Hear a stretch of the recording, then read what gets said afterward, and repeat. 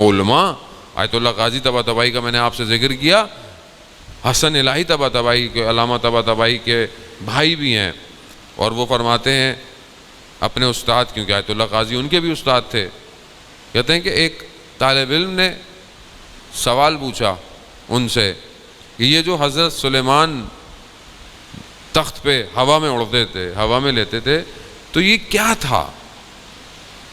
کوئی غیر عادی چیز تھی یا کوئی ایسی چیز تھی یا اس قالین میں کچھ تھا؟ تو انہوں نے کہا کہ میں پوچھ کے بتاؤں گا۔ کس سے پوچھیں گے؟ کہا اس دور کی ایک مخلوق ہے۔ وہ شاگرد کہتا ہے کہ میں آیت اللہ قاضی طباطبائی کے ساتھ نجف میں پتہ نہیں کہاں پہاڑوں وہاڑوں پہ ادھر ادھر گیا، پتہ نہیں کہاں لے گئے، اور میں نے دیکھا کہ کوئی ایک عجیب سی مخلوق کوئی آئی ہے اور پتہ نہیں کس زبان میں ان سے گفتگو کر رہی ہے۔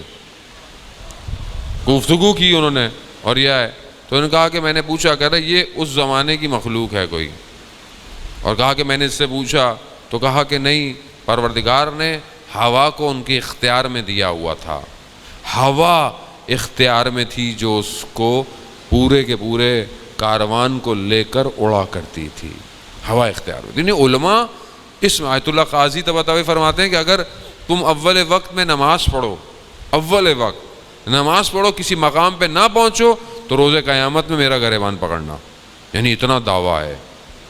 اور کہتے ہیں کہ میں جانتا ہوں کہ جب ظہور ہوگا اور امام زمانہ سے سوال کیے جائیں گے، میں وہ سوال جانتا ہوں۔